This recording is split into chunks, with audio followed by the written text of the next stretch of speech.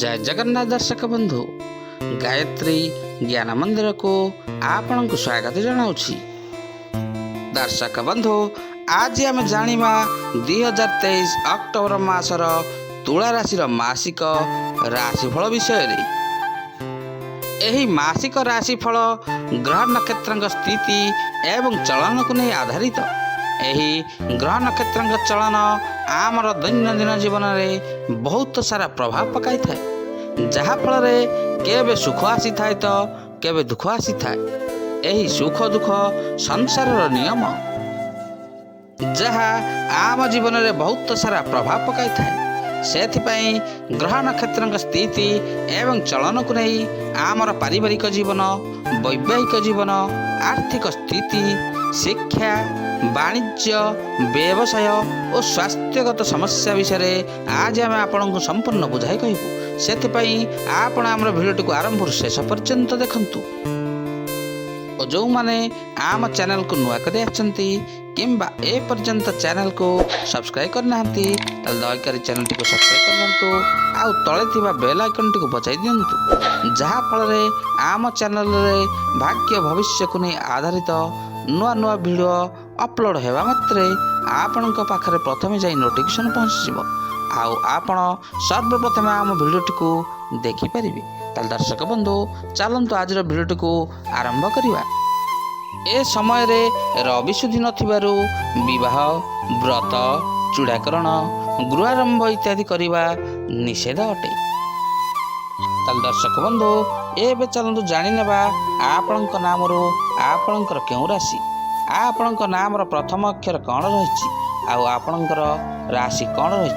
ताल दर्शक बंधु नामर प्रथम अक्षर जदि आपणकर र, रि, रे, रो, त, ती, तु, ते हुए ताहले आपणकर राशि तुला राशि। बृहस्पति आपणकर राशि षष्ठ घरे गमनागमन करुछंती। क्यारियर एवं चाकरी दृष्टि एक कष्टकर समय हेबो। जदि व्यवसायी अछंती तबे भागीदारी व्यवसाय रे आपणकर बहुत समस्या हेबो। व्यवसाय संप्रसारण को चिंताशील भाव में योजना कर, खर्च नियंत्रण करंतु, जीवन साथी के साथ संपर्क उन्नत करंतु, आपणक स्वास्थ्यर जत्न नियंतु। राहुर गमनागमन आपणकर प्रकृति रे घटुची, आपणकर शक्ति वृद्धि पाइब। सबुठारु कठिन परिस्थिति तुमे तुमर वृद्धि एवं चतुरता सहित बाहर को जीव। अर्थनैतिक प्रगति हेब। आपणकर जेकोसी नूतन व्यवसाय किंबा व्यवसाय करिपरिबे। अर्थरे लाभवान हेबे। आपण कार्य क्षेत्र में परिवर्तन करिपरिबे। आपण एक लंबा यात्रा रे उपकृत हेबे। आपणक पई राहु गमनागमन आपणक विवाहित स्थान रे घटुची एवं केतुकर गमनागमन आपणकर व्यक्तिगत उत्साह उपर घटुची, जहाँ चाकरी व्यवसाय आर्थिक क्षति करिपारे एवं भागीदारी भांगी पारे। करा जायथिबा कार्य खराब होई पारे, तेणु चिंता करी आगको आपण निष्पत्ति नियंतु। ए मासटिरे आपणकर व्यवसाय क्षति हेब। कर्म क्षेत्र में अशांति देखादेव।